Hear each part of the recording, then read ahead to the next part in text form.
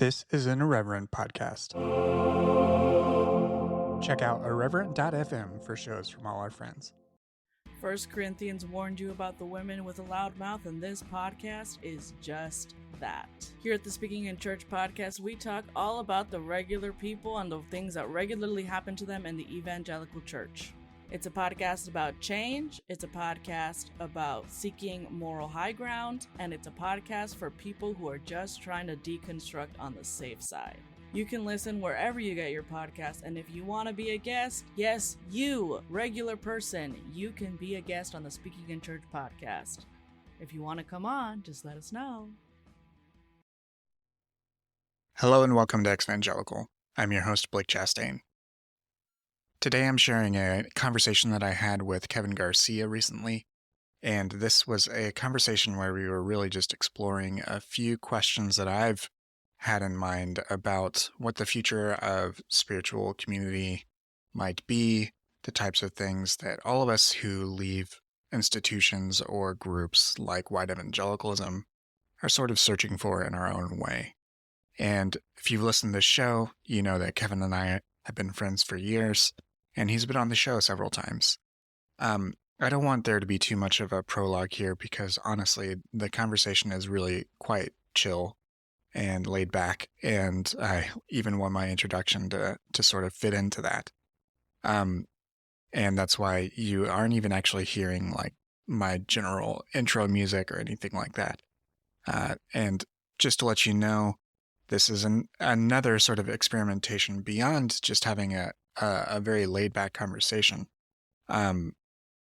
There's some things happening within the edit. I'm using a new editing software, and that is, sort of, you may hear some clipping or things like that. Please give me any feedback that you might have about that, and we're just going to get right into it. Of course, just to mention one quick thing beforehand is that you can support this show via a subscription to the Post-Evangelical Post, my newsletter that's hosted on Substack. You can subscribe for $5 a month or $50 a year. I donate 25% of net proceeds to White Homework and the Religious Exemption Accountability Project. You can learn all about that over at postevangelicalpost.com. And please go check out Kevin's podcast as well as many others over at irreverent.fm. All right, let's get into it. Kevin, hello. Hey, babe. I'm so glad to be with you today. Likewise. I'm glad to connect with you in a new year and talk Yeah. about some interesting questions. We're Me both, too. I don't know, old hat at some of this stuff. Isn't it weird to be old hat at this stuff? Yes. But that's the nature of time. And apparently you learned things. Yeah. Wiser? Question mark. Yeah, we're trying. We're all trying. Yeah. Through trying times. In unprecedented times. Yes. I wanted to talk to you today because I think you are doing some very interesting stuff online and off. And really, I think in the sort of vague spaces that both of us inhabit, the type of work that we do, a lot of it can be transitional. And then at the same time, we sort of transition to something else ourselves, right? And we never stop changing or growing or that sort of thing. But we both come from environments where that sort of expectation to grow and change was not there. You were expected to grow in a particular way. And then if you didn't, then that was a bit of a problem. I sent you a few questions, and I think we should just dive into it. Yes. Because what I'm curious about talking with you today is the future and the future of of these things that we used to associate with church, whether it was community, belonging, individual fulfillment. That's shifting, especially post-pandemic and everything else. And I'm just going to start with a sort of a big question, which is, do you have any hopes whatsoever for something resembling like a historical Christian denomination, a church, meeting the needs of people today? I will say today, I won't say the Big C Church. I don't think the Big C Church is going to be the same thing in 100 years. If I'm looking long term, it just like the trends just like point in that direction. However, I still think that there are going to be individual small churches or just like smaller communities that are centered around the story of Jesus or the Christian tradition. Will probably still be doing good works in the world, but like the thing that like I think is interesting is just we're really going to know how this pans out within the next couple election cycles of and because either it's going to get really bad or it's going to get really okay and we'll just maintain okay for a while. But there's a question, do I have hope that something resembling a church? I think that there is the possibility of something new, and this is what I'm interested in, and this is something I'm trying to figure out for myself is like, is there such a thing as a spiritual community that's not a church? And is it viable? Is it necessary? I think the thing is, I'm probably getting into another question that you want to ask later, but I'll just say I don't think it's necessary, but I think it is so helpful and so good. And just when I talk to people on the phone, like for like possibility, like doing coaching work together, you know, the thing, it's not a biggest surprise, but people say, I miss community. Oh, and what I think I'm interested to explore this idea. I'm just like, community is such an ephemeral word that it has almost lost its meaning. Right. In some ways, because like for most of us, we thought that community was supposed to be something abusive where I had to lose my identity in it. We have no idea what it is to be a part of communities that have actually diverse identities and beliefs. And it's hard for us. Yeah. So people are just so, I think what people are hungry for is friendship, actual deep, close, vulnerable relationship. Because here's the deal, like I don't have a large community like I did when I had the church. I've got friends who I go out with and I see, and I'm like a part of the queer scene here in Atlanta. But the people who I'm closest with, there's like a handful, really close people. And that really makes a fulfilling life for me. Yeah. And let's continue pulling on that thread, because that to me is part of this, is that people were talking about the decline of community in the 80s and 90s. Bowling Alone was a book and talking about the ways in which people stopped participating in public spaces. There's like always this idea of a third space. You have your home and your work and then a third space. And that used to be either church or mythical public square. And a lot of those spaces are sort of, now they're commercialized. They're malls, they're stores. They're coffee shops that you have to buy a coffee to go sit and work at. Exactly. There's an economic requirement. It's not paid for by the community's taxes. And at the same time, when you're thinking about folks who have left a negative sort of toxic spiritual community, and they initially find folks online who they identify with who've gone through something in the same way but in a different circumstance, and that's a point of connection, but it doesn't resemble the same type of community you left. And especially to get to your point, like community has become this really weird word because social media companies have co-opted it. Like, and Instagram comments aren't the same type of community as a church was. Yeah, so, digital community, while it is, the connection is real. Like you and I both know that like we've got real close friends and relationships with people on the internet who we maybe never hung out with or have only hung out with a handful of times. And it's always a fucking and, isn't it? There is something about the human body that needs touch. Right. There's something about the human body that needs something physical and embodied. So while online community is a lovely supplement and has really been a lifeline and a life raft for us during the height of the COVID pandemic and even into now, I don't know. There's something, at least in me, that craves a body, that craves to be together. And I think it's also something you mentioned in one of the questions, and I'm sure you're probably leading it there, but how oftentimes, like, it's communities built around shared experience and not necessarily destination. And I think that's an interesting thing, is like where I end up is different from where you're ending up right now. I'm out here in fully like spiritualist, progressive, communist, trying to be interfaith and certainly very spiritual. And that is so different from where you are and what you're doing and what makes you come alive. Mm-hmm. And it's also just like I think the reason like we work well together is because at the same time, the destination is still the same, which is we want people to be liberated. We want more people to experience a little bit more peace and freedom in their own mind and in their body by the stories we share and hopefully by some of the content we create. And still, what's interesting too is, so I saw it on a TikTok, but it's Christian, I can't remember his full name, but he was talking about how in a deconstruction, when couples are deconstructing, or at least one of them is, and like they realize, oh, the only thing we had in common was church, and now we don't even have that in common. So it's like, fuck, what do we do? Right. It's like the same thing with a lot of our friends, right? We figure out the only thing we had in common with them was church, and now we don't have that in common. So it's, who the fuck are you? Right. Who am I? Yeah, and that's where I feel like so much of even community as it exists right now, even if you're talking about extremely online stuff, so much of it is still predicated on belief. And what I think, like, absolutely, when you think of like right-wing circles, like it's entirely about belief and projection of a particular type. But even if you take something like that out of the equation, when I'm thinking of community, many of Christian denominations, the center of the ritual is a recitation of a belief.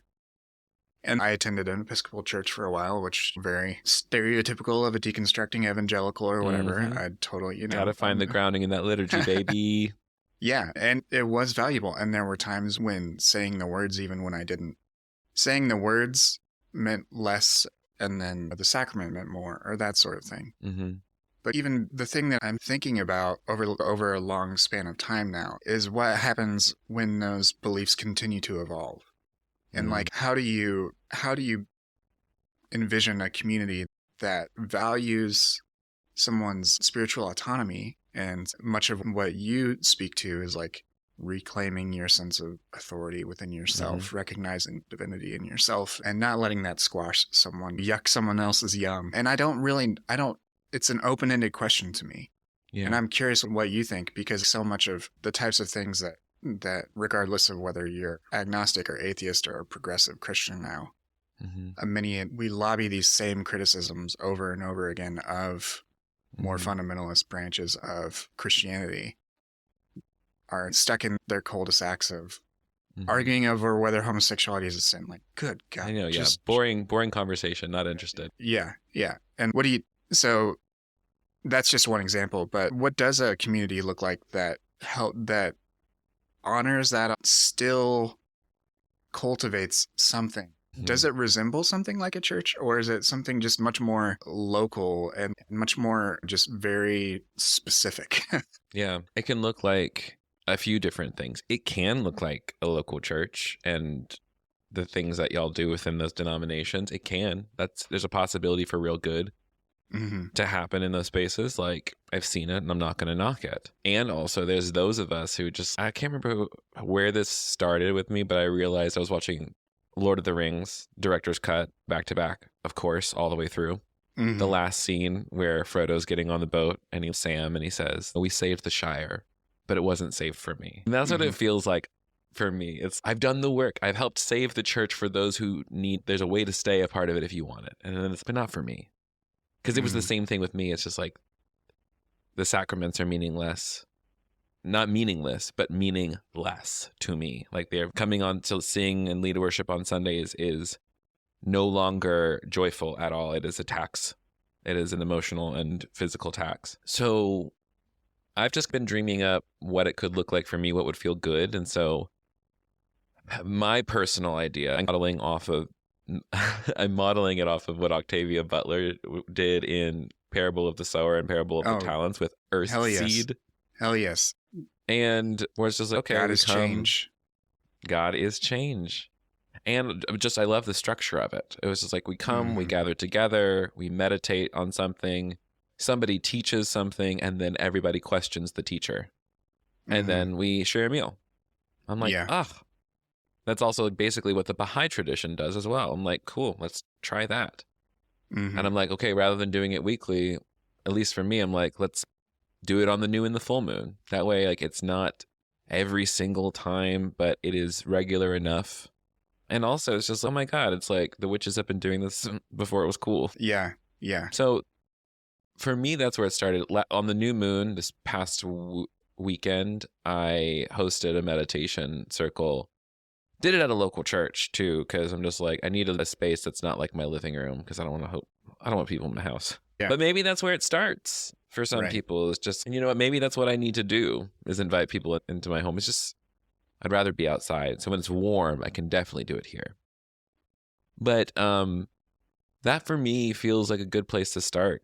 And so what I do and what I center my personal work around is, you know me, I'm teaching what is a spiritual practice for those of us who have walked away from the church? What is a relationship with the Christ for those of us who don't believe in a virgin birth or a resurrection? And what can we do to connect with? Because here's the other thing, is that I'm recognizing some of us, I'll put myself in there, what I was missing when I was pulling apart my faith and intellectualizing a lot of what I went through, which is necessary and natural, Mm-hmm. and good, is that I was no longer able to just accept the grace of the present moment. Like I was so worried and fearful of being manipulated again that I could not appreciate the beauty in something that was just evidently so beautiful because of all the stories I was telling it. So like, this is me saying, yeah, we've got a lot of trauma that we have to deal with in order for us to get there. And it starts with very small things. Mm-hmm. And I think that's, for me, when I teach other people, is I advocate for personal spiritual practice. Because if you really want to get the most out of a collective community experience, if you want to get the most out of your friends, get the most out of your relationships, or just like experience the highest possible levels of joy Mm-hmm. and pleasure within relationship, you need to be experiencing the height of pleasure and joy within the relationship you have with yourself. Mm. Like, you need to basically, if you are at your best, or if you're keeping yourself at the center of your peace, and you surround yourself with other people who are interested in doing the same thing, guess what happens? Great shit.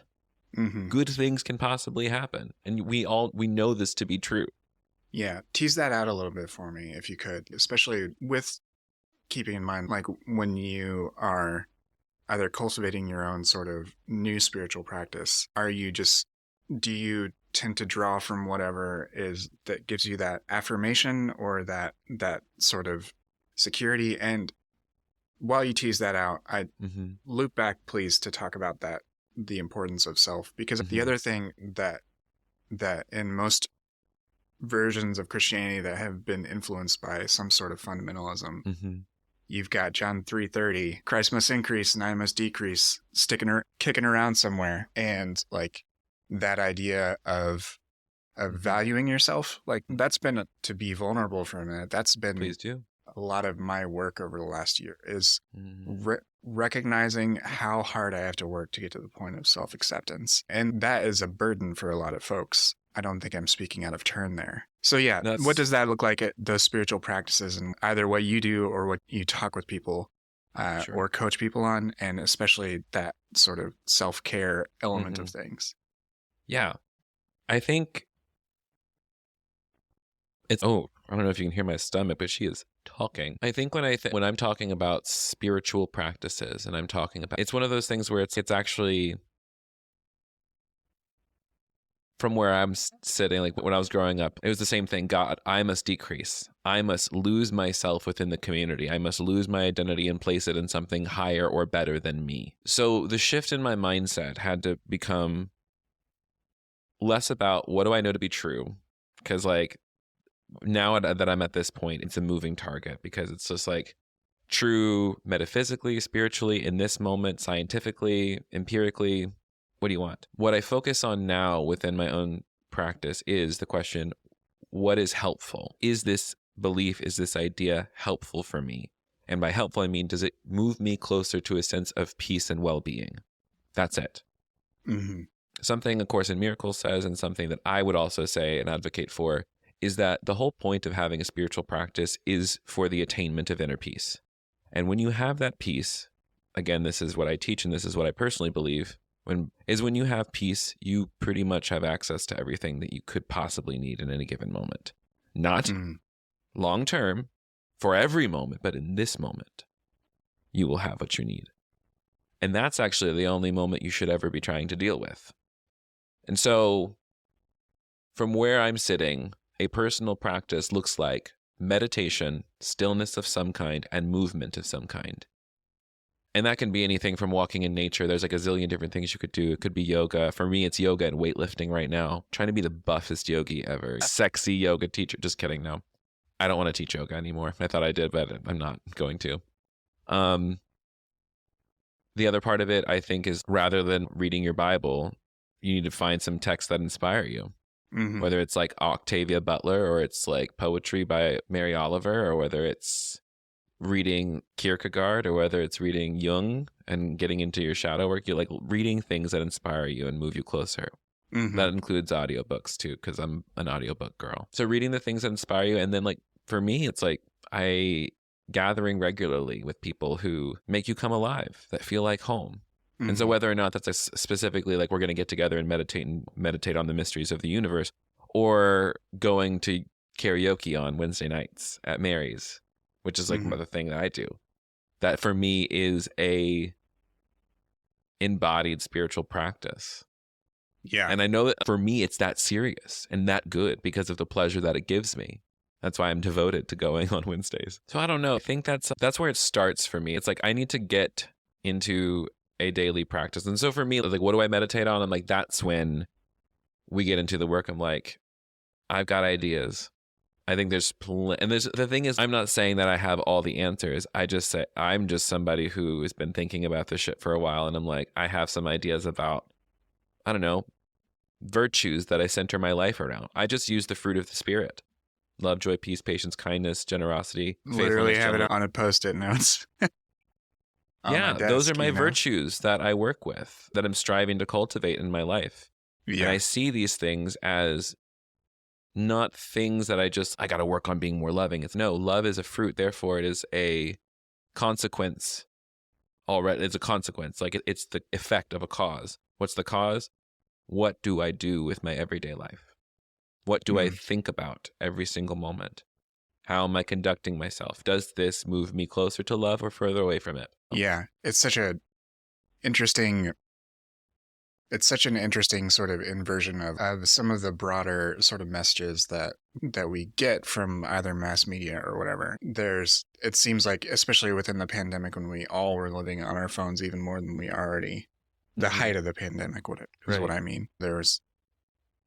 People realized that even though culture war or generational drama that people kick up, like, that you have to find some sense of self in order to be a good person. Yeah. And be valuable to yourself and to others. And you have to cultivate that individually. And that's the work.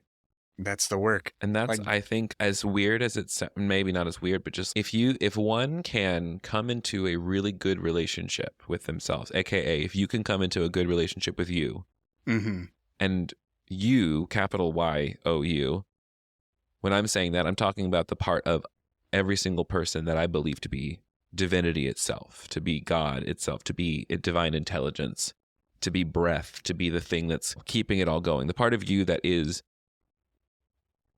connected to Source, that is Source itself, who's always just in the center, that is peace.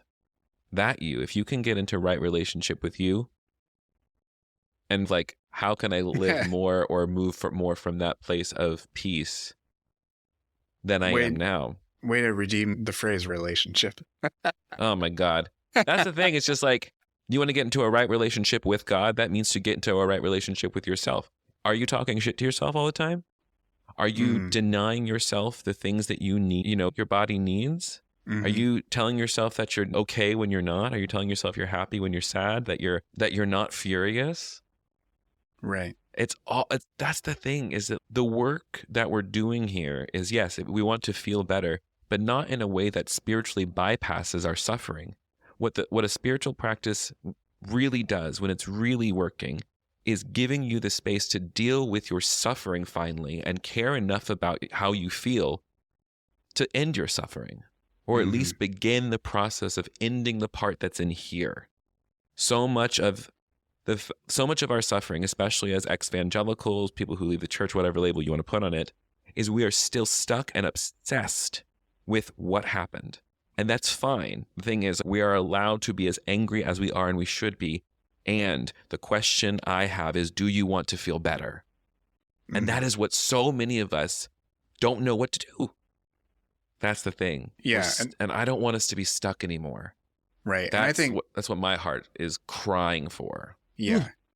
And I think that's where it feels, and that just in observing things within myself and other folks that I know have participated in these sort of public conversations, seeing them move on, and I think it's been good. Like I see, at least within the public sphere, like the way where I orient my work is for folks that are initially starting and want to see some outcomes. They want to see, here's some examples of people who've gone through something similar, and here's some options. And then to me, I've made it a long-term thing because I can say I'm interested in why people change their minds. And changing your minds is a big fucking deal. Like it has a big impact on your life. It's not just like changing it. This has ripple effects when you decide to leave a church or change your belief about something significant. You are truly entering a different lifestyle. Yeah. And there's very good representation of that initial process. Yes. There's very good community around. Community in a loose sense of the word. Sure. Those things are important. I especially believe that they have a really good, very important role in public discussion because it offers what sociologically is called counter-public, especially to evangelical talking points and things like that. But then as you mature or as time passes, as you heal more. Yeah, as you heal, you don't necessarily need that anymore. And I think the interesting space that those of us who continue to work in this area in whatever capacity is that some of the nature of our work or interests are changing, and at the same time these things that we can recognize are falling away. I'm falling into this religious language. Sure. These things that are falling away, it's not gonna be an imminent sudden collapse. Right. Like there was a period in 2020, 2021 when I thought there might be something like that. But I realized that was a bit too optimistic. Like the hegemony of these things, these empires are not going to collapse. They're going to crumble. It takes place over a long ass time. It's like crumbling means it's decaying, which means that it died and then it's still standing. Right. 1 Corinthians warned you about the women with a loud mouth, and this podcast is just that. Here at the Speaking in Church podcast, we talk all about the regular people and the things that regularly happen to them in the evangelical church. It's a podcast about change, it's a podcast about seeking moral high ground, and it's a podcast for people who are just trying to deconstruct on the safe side. You can listen wherever you get your podcast, and if you want to be a guest, yes, you, regular person, you can be a guest on the Speaking in Church podcast. If you want to come on, just let us know.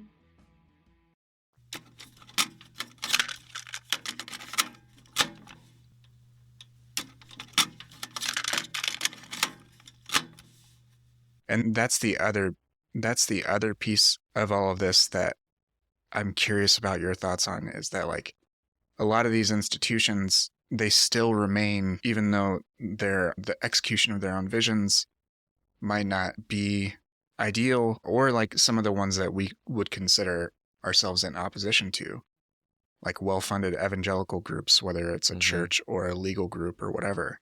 Right. They maintain a lot of influence, and they've got a lot of capital, and the people that are working in opposition don't have access to that same thing. And that's the hard, to me, that's the harder, that's the one of the next steps and some of the harder work. So like, how do we, what are your thoughts about about those elements of things? Because that's where I just like, I'm even mentally, I'm trying to figure things out, but sometimes you just need cash, like to give someone stability to pursue something. Yeah. This is going to sound maybe a little bit weird. In some ways, we're always going to have to keep eyes up watching what's going on politically, right? That's just a necessary thing. And I have just this has saved me and my peace so much. And this is like maybe just like the nature of where I am. Because you're someone who's at the very top of like the Exvangelical river, if you will. They're like coming out of this stream. They're just getting into, and I'm like downstream somewhere in a weird marsh that they might find themselves in later after they're okay with being in a marsh. I don't pay attention to the people who like cause me stress anymore. Like when I look like the big evangelical names, the influencers, like all the stuff that Tim Whitaker and like New Evangelicals does, like that's the only reason I know what's going on in that world. And that's like the one thing I allow myself to see. And then that, and then whatever like hits national headlines. But by and large, I think in some ways it's like, this is where I think imagination work comes in. This is where I think, at least from where I'm sitting, where my work is, in the midst of all this, how are we going to find peace? How are we going to feel peace in our bodies before we get what we need on a political basis, before we get the reparations, before churches get taxed, before justice is had? What will we do in the meantime to maintain our sense of peace? And then also, how are we going to tap into joy in the meantime? Because like the questions you presented, I have no answers to. None. Oh, I don't either. They're hanging out there. Yeah. Like, and it's also one of those things where like, if I don't have an answer, I'm going to be quiet and I'm going to wait for it. If the question from where I'm sitting, what I believe is that everything has a solution. And like even the answers, like even as you're answering this, I'm like, tax the rich, redistribute the funds, put it in the places that it needs to be. We know the answer. And then we feel powerless because we have no power to enact it. And then it's like, so what will I do in the meantime to maybe, I don't know, move the dial a little bit in my own life with people around me? It's rather than, I can't focus on this giant macro problem because it feels insurmountable, but I can focus on, if I can focus on nothing else, I want to return to peace so that I can find the solution to whatever it is I'm passionate about. I can stay in peace. These things can be held in tandem. And that's the thing, is like, we think that if we allow ourselves a little bit of good feeling, something bad is going to happen. We think if we let ourselves feel good, that means we don't care about the suffering in the world. If we let ourselves what we think the luxury of rest, which is not a luxury, it is your birthright. Read Trisha Hershey's Rest is Resistance. Do it. Yeah, it's great. But that's the thing, just like you don't think we must feel good on our way to the promised land, if you will. We must feel good on our way to liberation. Otherwise, we're not going to know how to feel good when we get there. And the thing is, that's for me, from where I'm sitting, what I want so many people to understand is that you can feel so with very small changes in your life. And by that, I mean you giving your attention to something as little as your breath for as little as a minute. There are small changes in your life that will connect you to the peace that lives within you.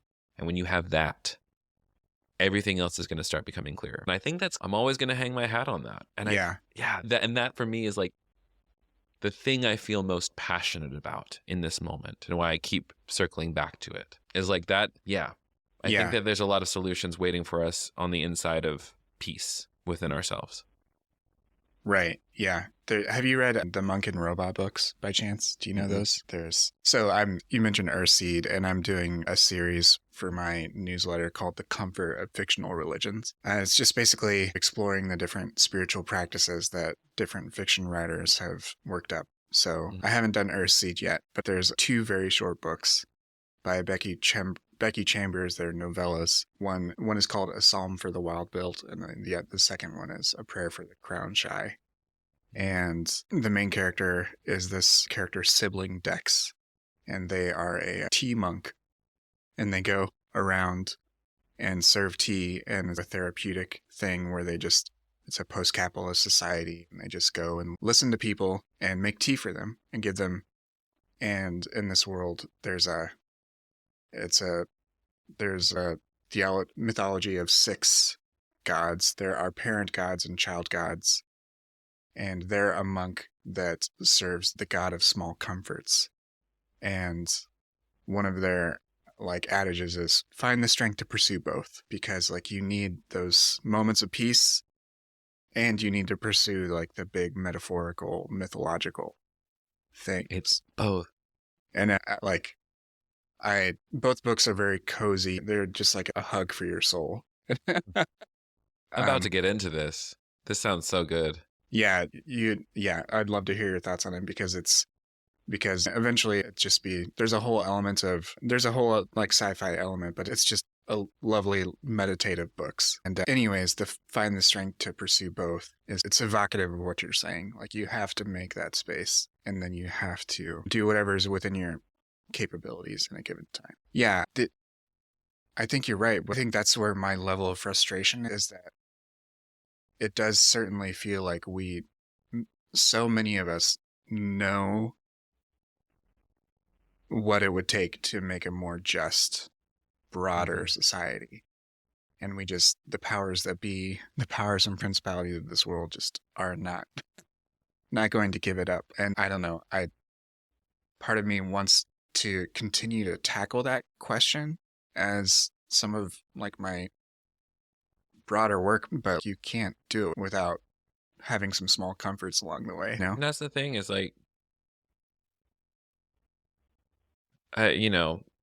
Buddha was talking about the middle way. The aesthetics, they get it in one way, and those with great luxuries get it in the other way. Both are missing something. Yeah. And I think that for most of us, we live in this middle space of we're just trying to find some comfort along the way. And I think that's also something, we feel bad about wanting to be comforted.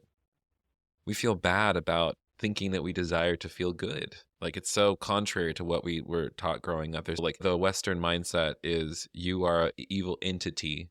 The seed, the core of who you are is bad. And so therefore you must cover yourself in virtue. Mm-hmm. You must cover yourself in good works. You got to be a good Christian.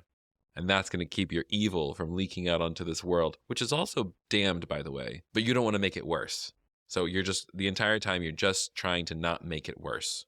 Right. Versus a more Eastern mindset, which is who you are at your very core is God, is the creative force itself, is a deposit of Brahman or of divine source. And I think that really truly changing that in the mind, I think a lot of us we say that as, oh yeah, I know that I'm good to my core. I'm just but do you know? Have you experienced the goodness of who you are truly? Then why are you still treating yourself like shit then? Yeah. It's fine. It's just something to note. But I think a lot of us think we're more fine than we are. We're just I'm just I don't want you to be fine. I want you to be fucking excited to be here. I want you to and that's really, I think,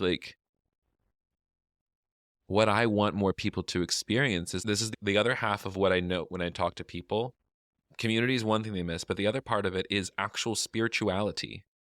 Connecting with whatever God I connected with when I was still in those worship services. I want that feeling back. I want that feeling of just being in the flow of the energy of the universe, which is what I think I was experiencing personally. And how do I do it in a way that does not actually harm anybody?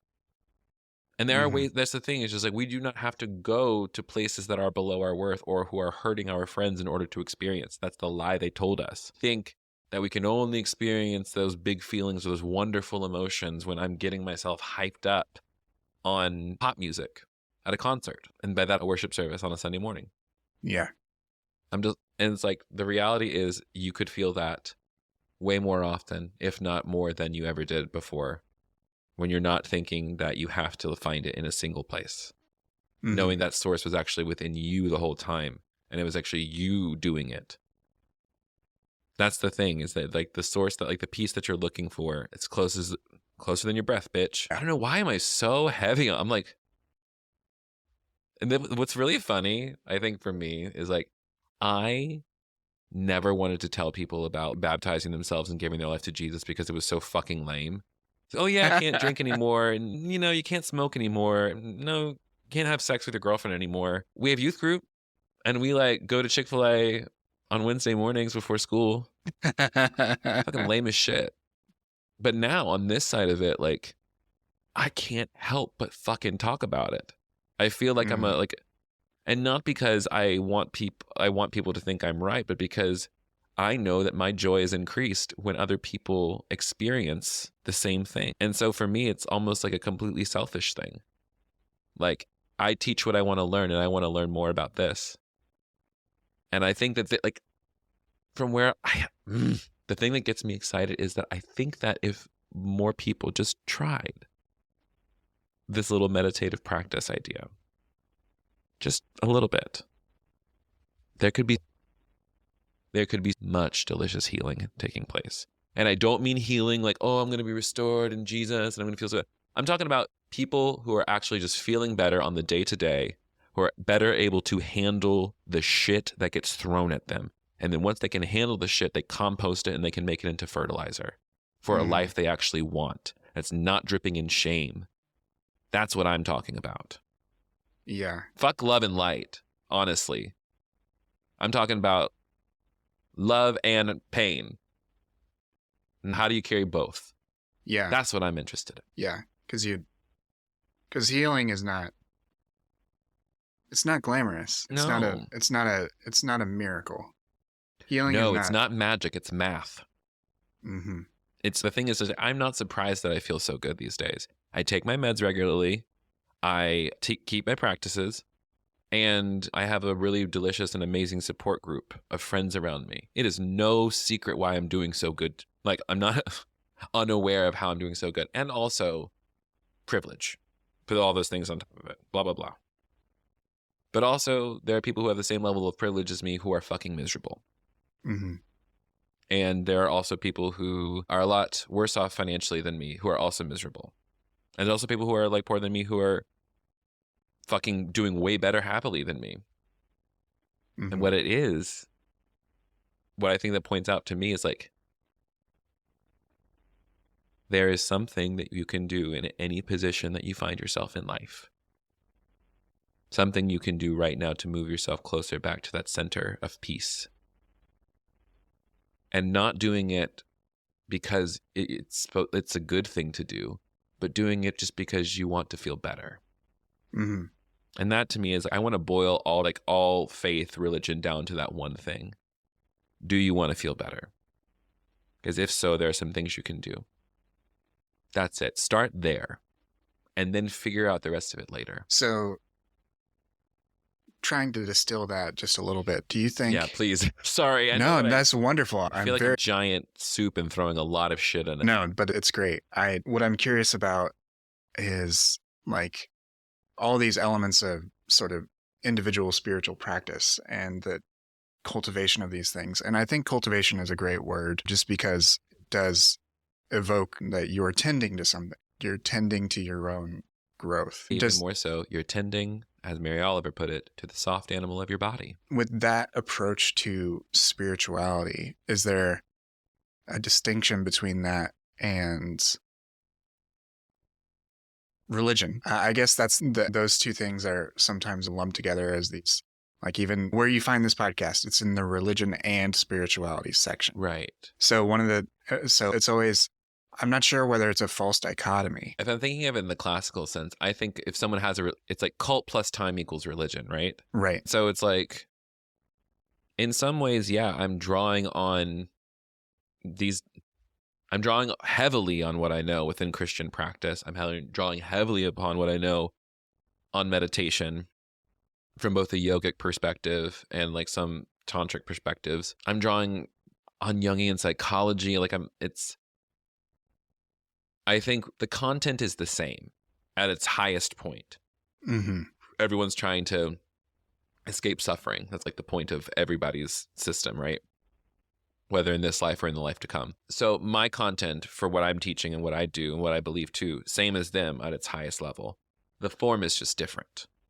Right. And so it's just like, in that sense, sure, it's another kind of religion, but the religion I practice doesn't allows for change, allows for no creeds that you need accept, and no creeds that are like cut into stone, if you will. Yeah. It's call it whatever you will. I don't think, again, for me, it doesn't matter. And that's another thing too. Just like the question is like, what's the difference between that and religion? I'm just like, don't care. And I think that's a fair answer. There's the book that brought that to my attention was the book How to Do Nothing. I don't know if you read that one. Yes. It's great. And the way they answer, I forget. It's a Melville character. I can't remember which one. I would prefer not to is the answer. Just like just a refusal. And I think that's valid. And I think that because a lot of people want us to intellectual, like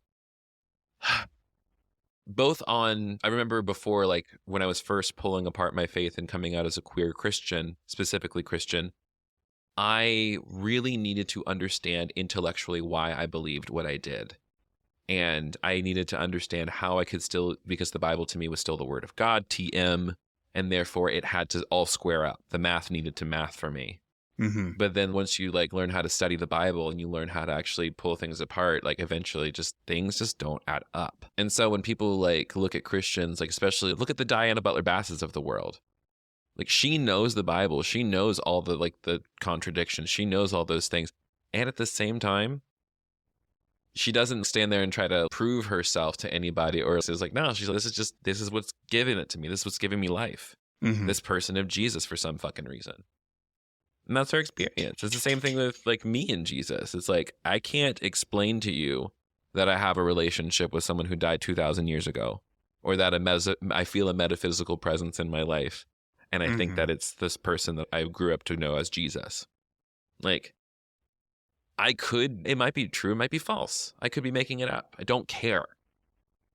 And that's the thing is like, because at the end of the day, what my practice gives me, peace that passes understanding. And so that's that at the end of the day, it's just Jesus said, you're going to know by a fruit by its tree. The tree that I've been working on, excellent fruit. Harvest on time, every time when I'm doing my cultivating. Yeah.